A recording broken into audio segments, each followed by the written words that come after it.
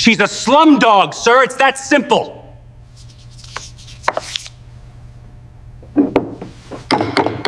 Officer Miles Donovan's voice boomed, filled with theatrical contempt. This one pulled a gun on me, screamed racial slurs, and tried to run me down in her stolen car. A hush fell over the small Harmony Creek courtroom. This was the performance Donovan had prepared. "At ease, officer," Judge Elias Thorne said, but his eyes weren't on Donovan. He was looking at Evelyn Hayes with cold disappointment. He was an old-school veteran, and in his world, there was no greater sin than disrespecting a uniform and using a weapon. Donovan took a breath, knowing he had the room. He began to weave his story, his voice dripping with false sincerity. "I was called to the Harmony Diner at 8:15. Reports of a disturbance. When I arrived, Brenda, the waitress, was shaking. The defendant," he pointed at Evelyn, "was screaming, demanding free food. Said the town owed her. Classic entitlement mentality." Donovan continued, "I tried to de-escalate professionally, Your Honor. I said, 'Ma'am, you need to calm down.' But she just got more aggressive. She said horrible things about the people in this town. Called us. I can't even repeat the language in this court." This was the climax of the act. "I asked her to leave, and that's when she went for it." Donovan paused, letting the room hang on his next word. "She looked at me and she smiled. She said, 'People like you won't have jobs much longer.' And then she lunged for her purse. I saw it, Your Honor. Black steel, a handgun. She was going to pull it." A gasp came from the gallery. Judge Thorne gripped his gavel. "I did what I was trained to do," Donovan said, his voice now firm, heroic. "I neutralized the threat. I disarmed her and cuffed her for her own safety and the safety of everyone in that diner. It was a textbook arrest, another dangerous agitator off our streets." He finished by looking at Evelyn with disgust. "These people come here thinking they can threaten us, bringing weapons into our quiet town. It's time we sent a message." His lie was perfect. It was designed to trigger every prejudice. A violent, armed, black outsider threatening a heroic white officer. But Evelyn Hayes sat motionless, her government briefcase at her feet, watching the officer fabricate each venomous lie. What this corrupt cop didn't know was that he had just committed career suicide, and his victim held a federal badge more powerful than his. The prosecutor, a young, ambitious man named Kent, who relied heavily on Officer Donovan's good work for his conviction rates, stood up. He smiled, a thin, satisfied expression. "Thank you, Officer Donovan. A truly harrowing account." He turned to Judge Thorne. "The state rests, Your Honor. We have a decorated officer's testimony, a recovered weapon, and a clear threat to public safety. This isn't just disorderly conduct, it's attempted assault on a police officer. We ask for the maximum sentence." Judge Thorne nodded grimly. He looked over the police report that had been submitted, which he now saw matched Donovan's testimony perfectly. "A 9mm handgun, unregistered," the judge read aloud, his voice laced with disapproval. "A stolen vehicle." His gaze, like a physical weight, settled on Evelyn Hayes. She didn't flinch. She simply looked back, her expression unreadable. This lack of fear, this composure, clearly irritated the judge. To him, it looked like a lack of remorse. "Arrogance," he muttered under his breath, just loud enough for the court clerk to hear. "Mr. Kent," the judge said, "just for the record, you mentioned a witness. The waitress from the diner?" "Ah, yes, Your Honor," Kent said, flipping through his papers as if it were an afterthought. "The state calls Brenda Riley to the stand." A nervous ripple went through the small gallery. This was Officer Donovan's town, but Brenda was one of them. A small, pale woman in her late 40s, wearing her pink diner uniform, walked slowly toward the witness stand. She looked terrified, twisting a damp tissue in her hands. She wouldn't look at Donovan. She wouldn't look at Evelyn. She only looked at her own feet. "Ms. Riley," the prosecutor began, his voice suddenly gentle. "You were working at the Harmony Diner this morning?" "Yes, sir," Brenda whispered. "And you witnessed the defendant, Ms. Hayes, become loud and aggressive with Officer Donovan?" Brenda hesitated. Her eyes darted for a split second toward Donovan, who was sitting in the front row watching her. He wasn't smiling anymore. He was giving her a look of pure, cold warning. It was a look that promised her car would be next to get a flat tire, that her rowdy nephew would suddenly get arrested for loitering. It was a look she knew well. She looked back at the prosecutor. I, it was busy, she whispered. There was a lot of yelling. From the defendant? Kent pressed. I guess so. And did you see the defendant lunge for her bag, as if to grab something? This was the moment. Brenda's hands were shaking. She looked at Evelyn, who was watching her not with judgment, but with a strange, sad understanding. That look made Brenda feel even worse. I didn't see everything clearly, she stammered, looking down. I was behind the counter. Donovan smirked. It was perfect. A non-denial. To the judge, her fear just confirmed Donovan's story. She was afraid because she'd seen a gun. The prosecutor smiled. No further questions? Judge Thorne nodded, satisfied. He gave Brenda a dismissive wave. You may step down, Ms. Riley. Thank you for your courage. The word courage was directed at her supposed bravery in testifying against a dangerous woman. Brenda hurried from the stand, her face pale, and slipped out of the courtroom's side door, unable to stay a moment longer. The judge turned his full attention to the defendant's table. His marine sense of order had been deeply offended. To him, the case was open and shut. His friend's son, Miles Donovan, a 20-year decorated officer, had faced down an armed, aggressive transient who had come to his town, his quiet corner of Vermont, to cause trouble. He saw Evelyn's silence not as dignity, but as hardened guilt. He saw her composure as arrogance. Ms. Hayes, Judge Thorne began, his voice dropping into a low, disappointed rumble. This court is a place of order. Harmony Creek is a town of order. We do not tolerate those who come here to sow chaos. We do not tolerate threats against our police officers. And we, he leaned forward, his eyes like ice, do not tolerate illegal firearms. He held up the fabricated police report. Officer Donovan's testimony is clear. The witness, while frightened, corroborated the disturbance. The evidence, a 9mm handgun, is incontrovertible. He shook his head, looking at Evelyn as if she were a stain on his clean courtroom. You have not only broken the law, madam, but you have threatened the very peace of this community. The young public defender, who hadn't spoken a word, looked down at his notes, already accepting defeat. The air in the room was thick and final. Donovan from the gallery crossed his arms, a smug look of victory on his face. He had won. Again. Judge Thorne, his face grim, nodded. He had heard all he needs. He turned his cold, disappointed eyes to Evelyn. Ms. Hayes, threatening a police officer, possessing an unlicensed firearm in this town. This is an extremely serious offense. Your behavior is not welcome in Harmony Creek. He picked up his gavel, ready to deliver the sentence that would send her to jail for months. Before I issue my ruling and sentence, which will be severe, do you have anything to say for yourself? Or did Officer Donovan cover it all? Yes, Your Honor, I do, Evelyn Hayes said, and her voice cut through the room. It was not the voice of ghetto trash. It was clear, educated, and steady. And unlike Officer Donovan, I will be telling the truth. The sudden change in her demeanor was palpable. Officer Donovan, who had been enjoying his victory in the gallery, sat up straight, his smug expression replaced by a flash of annoyance. Judge Thorne paused, his hand hovering over the gavel. He had expected tears, begging, or sullen silence. He had not expected this quiet, firm authority. He frowned, surprised by her confidence, and gestured for her to proceed. Go on, he said, his voice laced with skepticism. Evelyn rose and walked to the defendant's podium. She did not look like a cowering suspect. She looked like a professor about to deliver a lecture. My name is Evelyn Hayes, she began, her voice carrying easily to the back of the small courtroom. I am not a vagrant, and I am not an agitator. I am visiting Harmony Creek on official business. She then began to dismantle Officer Donovan's entire testimony, piece by piece, not with emotion, but with a cold, clear timeline of facts. At 8:15 a.m. this morning, my rental car, a silver Ford Focus, got a flat tire on Main Street.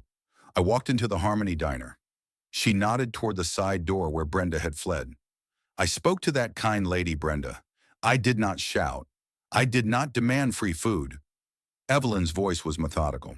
I asked for two things: the number of a local tow truck service and directions to the Essex Inn, where I have a reservation. While I waited, I ordered a cup of black coffee and a slice of apple pie.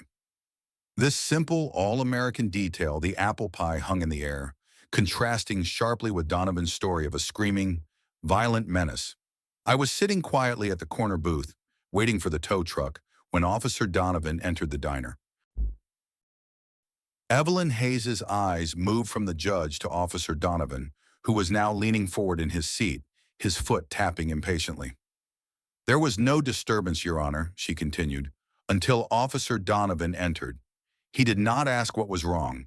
He did not run the plates on my rental car, which would have shown it was registered to Avis and rented in my name. He walked directly to my table, put his hand on his service weapon, and told me to move along. The prosecutor, Kent, jumped to his feet. Objection. The defendant is characterizing the officer's actions. Judge Thorne waved him down, his eyes fixed on Evelyn. Overruled. I'll allow it. Continue, Ms. Hayes. Thank you, Your Honor, Evelyn said, unfazed. I politely tried to explain that I was a guest in town. I told him I had a flat tire and was waiting for a tow truck.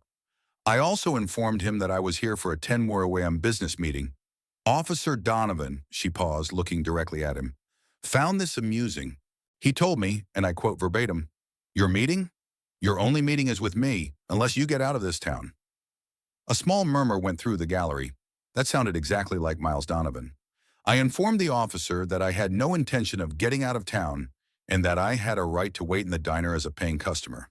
He then accused me of talking back. He told me he didn't like my tone. When I asked him if I was being detained, he became visibly angry. He said I was antagonizing him. That's when he grabbed my arm and told me I was under arrest for disorderly conduct. She let the statement settle in the quiet room. There was no gun. There was no alcohol. I was drinking coffee. There was no stolen car. There was only, as I see it, a clear case of pretextual harassment based on my appearance. The legal term pretextual harassment hung in the air.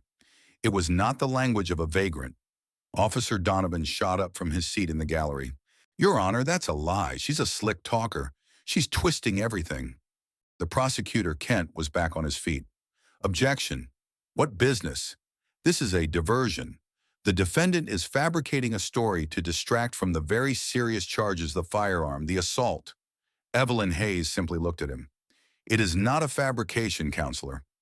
She turned back to the judge. Your Honor, if I may? She reached down to the worn, unassuming briefcase at her feet. The courtroom watched as she clicked the old brass latches open. It was not full of stolen goods or weapons. It was full of neat, tabbed folders. She calmly retrieved a small stack of papers. This, she said, placing them on the podium, is my hotel reservation confirmation for the presidential suite at the Essex Inn. This is my rental car agreement from Avis, picked up yesterday at the Burlington airport. And this, she held up a thicker bound document, is my preliminary audit report for the 10 a.m. meeting I was trying to get to. Judge Thorne, his face a mask of deep concentration, stared at the documents. The Essex Inn presidential suite detail was jarring. It was the most expensive room in the county, usually reserved for visiting politicians or wealthy ski tourists. It was not a room for a vagrant. Permission to approach the bench with these documents, Your Honor? Evelyn asked. Permission granted, the judge said, his voice now cautious. As Evelyn walked the papers to the judge's bench, Officer Donovan could not contain his rage. His authority was being challenged by paperwork.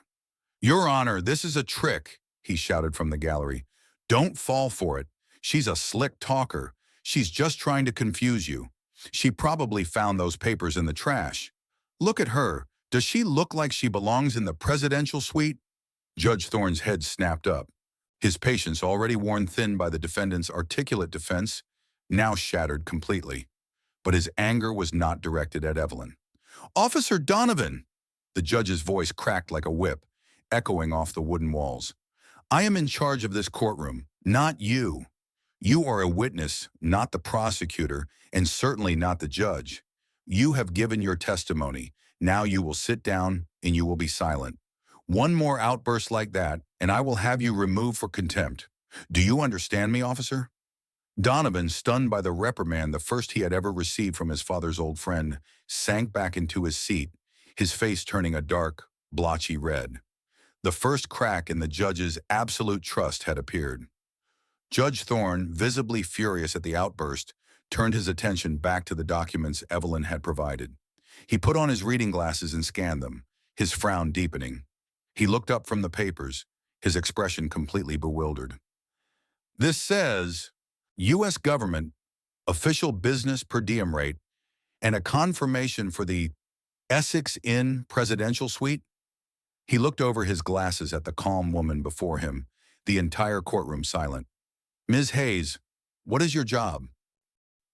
Before Evelyn can answer the judge, Officer Donovan barks out a loud, mocking laugh from the gallery. Her job? Your Honor, she's a con artist, and you're falling for it.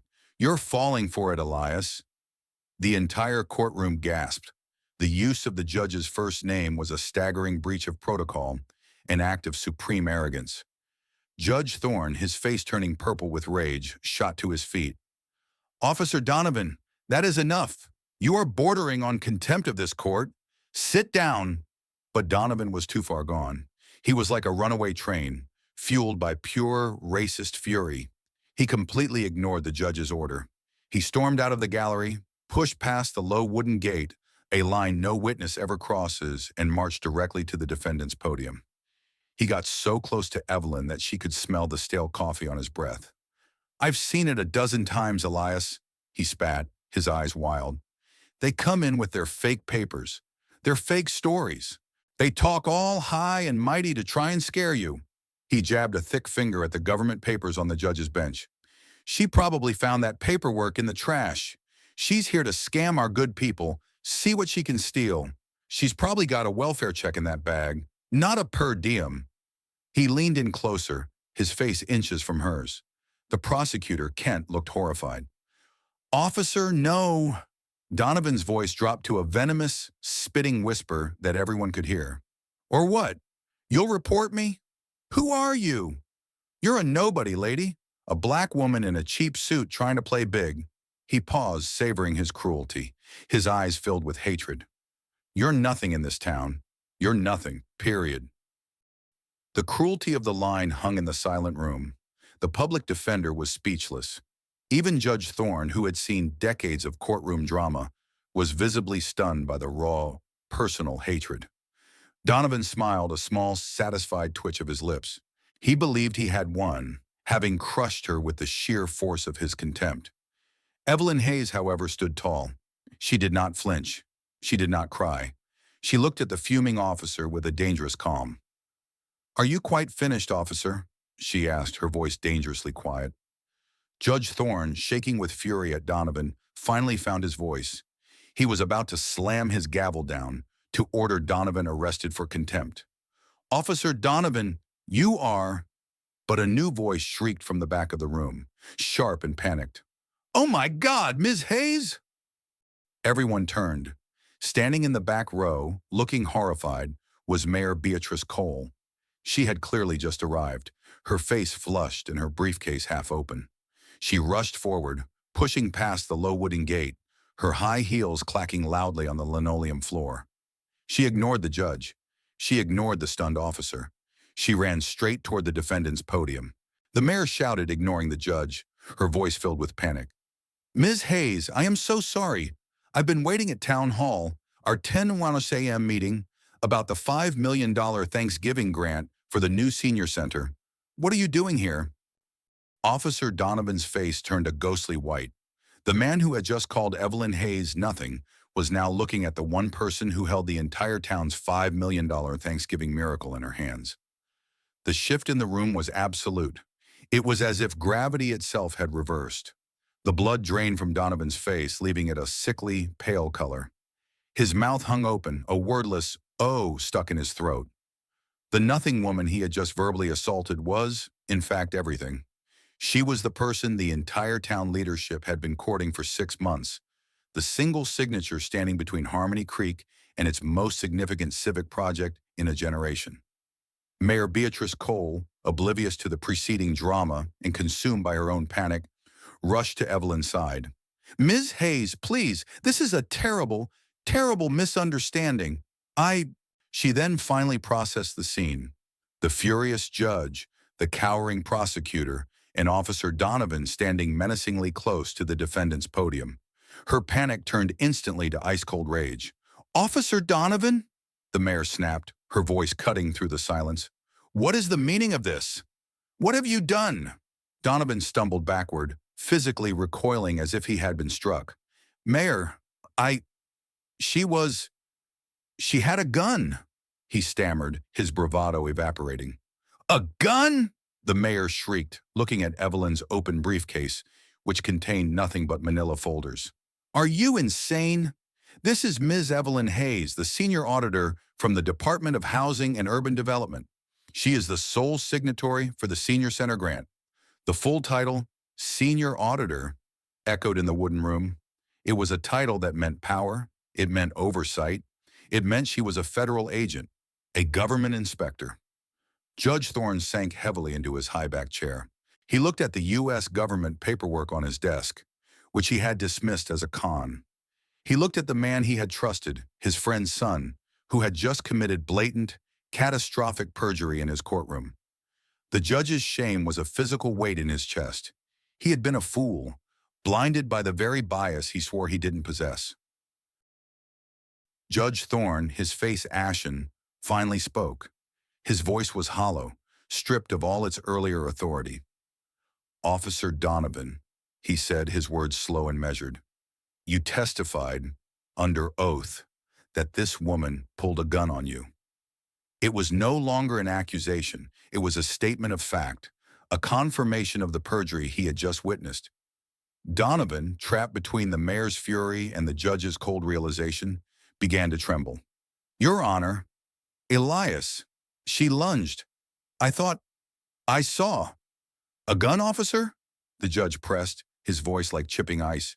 "You testified you disarmed her. Where is this weapon? Why is it not in evidence?" It's at the station. I tagged it." Donovan was inventing, his eyes darting around the room, looking for an escape, for anyone to back him up. But the dam of fear had broken. "He's lying!" A new voice, high and shaking but full of righteous anger, pierced the air. Everyone turned. In the back row, the waitress, Brenda Riley, shot to her feet. She was no longer the terrified woman twisting a tissue. Her face was red, and tears of anger streamed down her cheeks. "He's lying, Your Honor. He's been lying all morning." The prosecutor, Kent, tried to wave her down. "Ms. Riley, sit down. You've already given your—" "No," Brenda shouted, pointing a trembling finger at Donovan. "I'm sick of it. I'm sick of him. There was no gun. There was no shouting. This lady," she pointed to Evelyn, "was the kindest person in the diner all morning. She just wanted some pie and a tow truck." She took a step into the aisle, her voice ringing with the truth she had been too scared to tell. "He's the one who was the disturbance. He came in, walked right past a table of rowdy teenagers, and went straight for her. He told her to move along. He threatened her. And when I tried to say something, he gave me the look." "The look?" Judge Thorne asked, his voice quiet. "Yes," Brenda cried. "The look he gives everyone in this town. The one that says, 'Shut up or you're next.' He's been bullying people in this town for years, and we've all been too scared to say anything because we know his father was friends with you. I'm sick of it." The subplot was resolved. The community had found its voice. It wasn't just Donovan versus Evelyn anymore. It was Donovan versus the entire town he swore to protect. Brenda's confession, combined with the mayor's revelation, was the final fatal blow. The structure of Donovan's world collapsed in on him. He was exposed by the mayor's authority, by the community's truth, and by his own victim's hidden power. He sagged against the gallery railing, the blue wall of silence he had hidden behind for 20 years crumbling to dust. He could no longer bully. He could no longer lie. He looked at Evelyn, his eyes wide with a terror he had never known. "Please," he whispered, his voice cracking. "Please, ma'am. I have a family. I'll be ruined." The man who, just minutes before, had called her nothing, was now begging her for his entire existence. The young public defender, who had sat silent and useless the entire time, simply let the pen he was holding slip from his fingers. It clattered loudly onto the wooden table, the only sound in the stunned room. He looked at his own client, Ms. Hayes, as if seeing a queen he had mistaken for a pauper. Judge Thorne took a deep, shuddering breath. He looked at the mayor, at Brenda, and finally at Officer Donovan. His face, which had been confused, then ashamed, now hardened into the grim mask of judicial duty. He was no longer Donovan's Uncle Elias. He was the judge. Officer Miles Donovan, the judge said, his voice resonating with a final cold authority. You have not only committed perjury in my courtroom, you have lied under oath, you have falsified a police report, and you have, by your own admission of bigotry, brought shame upon the uniform you wear and the town you represent. You have disgraced your father's memory. He turned to Evelyn. Ms. Hayes, this case is dismissed with my deepest, most profound apologies. The court offers its full cooperation in any civil or criminal complaint you wish to file against this officer. He looked at the trembling Donovan. As for you, what he did here was perjury. It is grounds for immediate termination and criminal charges. The decision is effectively yours. Everyone in the room, the mayor, the judge, the prosecutor, and the broken officer all turned to look at Evelyn. The nothing woman now held all the cards. She held Donovan's career, his freedom, and the town's $5 million grant in her hand. Evelyn was silent for a long moment, the entire courtroom holding its breath. Firing him, she said, is too easy. I don't want your apology, Officer Donovan, Evelyn said, her voice quiet but firm as she addressed the broken man. I want your participation. The statement hung in the air, confusing everyone. Mayor Cole, who had been expecting a furious tirade and a lawsuit, looked at Evelyn with disbelief. Ms. Hayes, what do you mean? Participation? Donovan, who had been bracing for the words fired or arrested, looked up, his tear-streaked face a mask of bewilderment. Evelyn Hayes turned away from the cowering officer and addressed the room, not as a victim, but as the auditor she was. She was back in control, and this courtroom was now her audit. Your Honor, Mayor Cole, she said, her voice crisp and professional. I am in Harmony Creek on behalf of the Department of Housing and Urban Development. My job is not just to sign a check. My job is to assess this community's standards, its stability, its trust, and its safety for all its citizens, especially the seniors this grant is meant to serve. She let her words sink in. The $5 million Thanksgiving grant for your senior center is now in jeopardy. The mayor gasped, her face turning pale. Ms. Hayes, please. You can't. The actions of this one man. One man, Evelyn interrupted, her voice sharpening for the first time. This man is not just one man, Mayor. He is a uniformed representative of your government. He operated with absolute impunity. He lied under oath. He fabricated evidence. He threatened me. And he did it all, she glanced at Judge Thorne, believing he was completely protected by the system and by the very people in this room. She turned back to the mayor. My report, as it stands, will state that Harmony Creek has a systemic problem with police bias and corruption, making it an unsuitable partner for federal funds. My recommendation will be to deny the grant. This was worse than firing Donovan. This was a death sentence for the town's greatest hope. The mayor looked devastated. Judge Thorne looked as if he'd been punched. However, Evelyn continued, I am authorized to approve grants based on corrective action plans. She turned her gaze back to the terrified, broken officer. Donovan was the problem, but Evelyn was about to make him the solution. Evelyn Hayes turned her steady gaze to Judge Thorne. Your Honor, let me be clear. I will not be pressing criminal charges against Officer Donovan for perjury or false arrest. A collective gasp filled the room. The prosecutor, Kent, looked utterly baffled. Officer Donovan, who had been fully prepared to be led away in handcuffs, stared at her, his mind unable to process what he was hearing. Furthermore, Evelyn continued, turning to the stunned mayor, I will not be filing an internal affairs report with this department that results in Officer Donovan's termination. This was the most shocking statement of all. Mayor Cole found her voice sputtering. But, Ms. Hayes, why? After what he did? After how he insulted you? He deserves to be fired. He deserves to be prosecuted. It's the only way to prove this town doesn't stand for that. Evelyn waited patiently for the mayor's outburst to finish. And what would that accomplish, Mayor? She asked, her voice calm and reasonable. It would show justice, the mayor replied. That wouldn't be justice, Evelyn said, shaking her head. That would be substitution. You would fire Officer Donovan, hire a new officer, and pat yourselves on the back for solving the problem. But the problem wouldn't be solved. The bias, the blind spot Judge Thorne had, the fear Brenda felt, none of that would be fixed. You would have just removed the symptom, not the disease. She looked from the mayor to the judge, and then to Brenda, who was still standing by the door. This town doesn't need another man in prison. It doesn't need another family on unemployment. What it needs, she said, her voice softening slightly, is a better police officer. It needs this police officer to change. She finally looked at Donovan. His face was a wreck of confusion, shame, and a tiny fragile spark of hope. My department, HUD, isn't just about buildings. It's about building communities. Firing Officer Donovan just makes him someone else's problem. Keeping him here, changing him, that helps Harmony Creek. That is a corrective action plan. So here is my corrective action plan, Evelyn Hayes stated, her voice leaving no room for negotiation.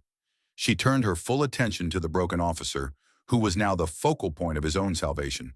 The $5 million Thanksgiving grant for the Harmony Creek Senior Center is approved. A wave of audible relief went through the room. Mayor Cole put a hand over her heart, almost weeping. It is approved, Evelyn continued, raising her voice slightly. On this condition, she looked directly at Officer Donovan. You, Officer Donovan, will not be fired, but you will be reassigned. Effective immediately, you are the official police liaison for the Senior Center construction project. The mayor and Judge Thorne exchanged a confused look. This is not a desk job, Evelyn said, her voice sharp. You will be on paid duty by the town, but your assignment is to me and to this project. You will spend a minimum of 20 hours per week for the entire year of construction, not as a cop, but as a laborer. Is that clear? Donovan, stunned, could only nod. You will not carry a weapon on site. You will not wear your police uniform. You will wear a hard hat and tool belt, which the project will provide. You will report to the site foreman. You will carry lumber. You will pour concrete. You will help the civilian volunteers, the very people you swore to protect. You will learn their names. You will hear their stories, and you will understand firsthand what it is you are building and what it is you almost destroyed. This was a sentence no one had ever imagined. It was not jail. It was not termination. It was penance in broad daylight for the whole town to see. Then Evelyn Hayes added the final detail, the master stroke of her plan. She looked at Judge Thorne, who was watching her with an expression of pure, unadulterated awe. And there is one more thing, Your Honor. This part is not on paid duty. This will be on his own time. She turned back to Donovan. Starting this Saturday and for every weekend until that center opens, you will volunteer to manage the Meals on Wheels delivery route for the seniors in this district. You will use your own car, your own gas. You will knock on their doors. You will look them in the eye. And you will personally deliver the meals that this town provides. You called me nothing. Now you will spend the next year serving the people this community truly values. You will learn, Officer Donovan, what community really means. Donovan, with tears of shame, relief, and a profound, terrifying understanding streaming down his face, could only nod.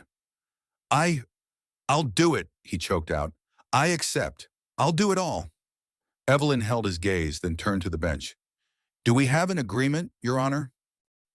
6 months later, the only vagrant at the new construction site was Officer Miles Donovan, covered in sawdust and paint, sharing a coffee with the same men he used to harass.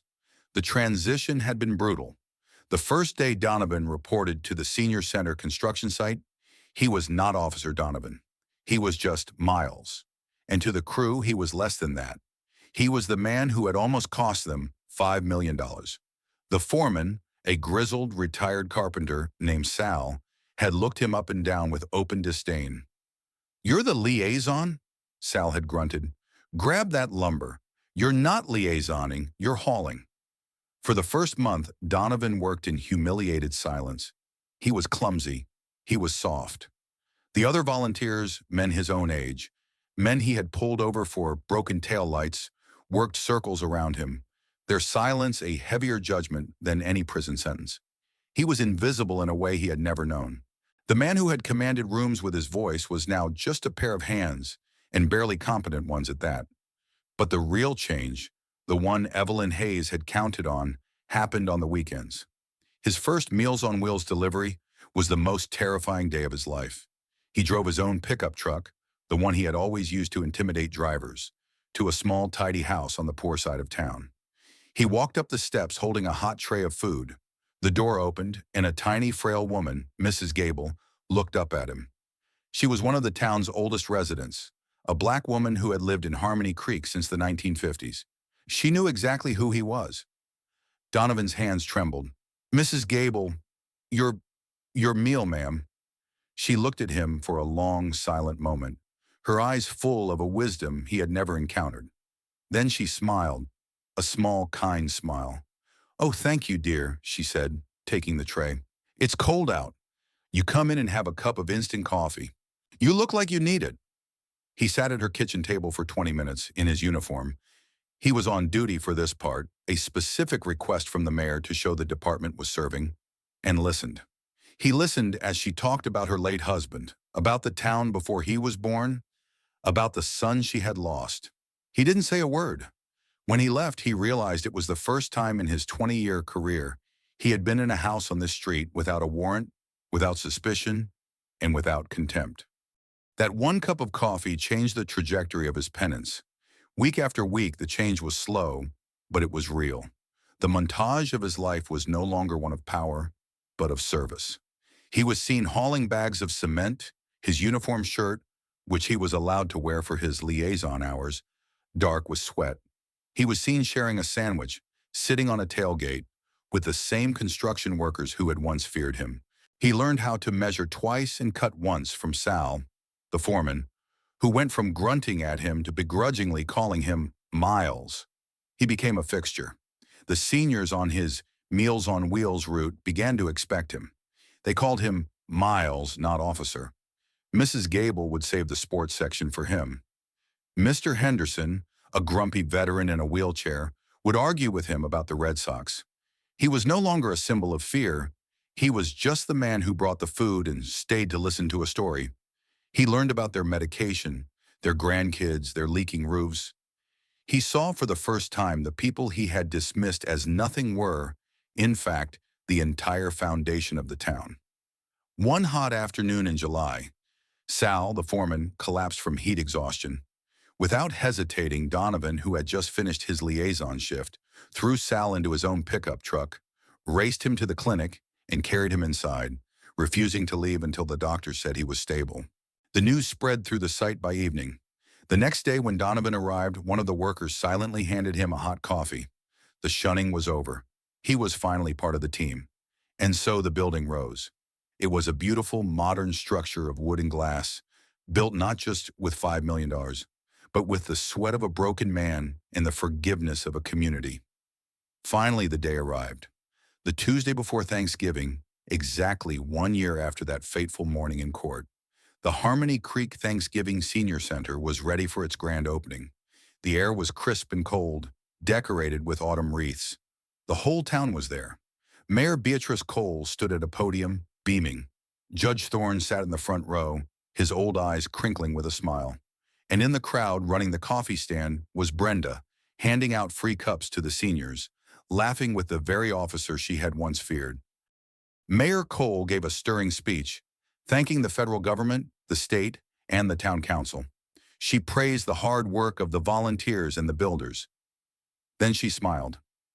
"This center was built by the hard work of many," she said, her voice full of genuine emotion. "But I want to personally thank the head of our volunteer project, our official liaison, a man who has truly shown us what service means. Officer Miles Donovan." The crowd, which now included Mrs. Gable, Sal the foreman, and all the seniors from his Meals on Wheels route gave a warm, genuine round of applause. Donovan, standing by the side, looked embarrassed, humbled. He walked to the podium, taking off his police cap. He looked at the crowd. He didn't make excuses. He didn't soak in the praise. "I don't deserve this," he said, his voice quiet but carried by the microphone. "I really don't. The person who deserves this," he continued, his voice breaking slightly, "is the woman who taught me what service means, even when I deserve the exact opposite." He scanned the crowd, found her, and pointed. "She is the one who truly deserves our thanks. Ms. Evelyn Hayes." Evelyn, who had been standing quietly in the back, was pushed gently forward by the crowd. She stood before Donovan. The two of them, forever linked by that horrible morning, now stood as partners in the success. Donovan looked her in the eye. In front of the entire town, he didn't just apologize. He thanked her. "You could have destroyed me," he said, his voice thick with emotion. "You had every right. Instead, you saved me. You saved me from myself. Thank you, Ms. Hayes." Evelyn smiled, a small, proud smile. The mayor, holding a large pair of golden scissors, stepped forward, unsure who to give them to. Evelyn gently took the scissors from her. But instead of taking her place at the ribbon, she turned and handed them to Donovan. "I think you should be the one to cut the ribbon, officer," she said. "Welcome to the community." Donovan, the man who had tried to kick a nobody out of town, looked at the scissors, at Evelyn, and at the community he was finally a true part of. He took a deep breath and with steady hands cut the ribbon, officially opening the Harmony Creek Thanksgiving Senior Center, a place of welcome for everyone. The story of Harmony Creek reminds us that sometimes the harshest judgments come from the very places we trust. An officer saw a nobody, but fate revealed she held the key to change. Instead of using her power to punish, Evelyn Hayes chose to use it to educate, turning a moment of outrage into a sanctuary for the community.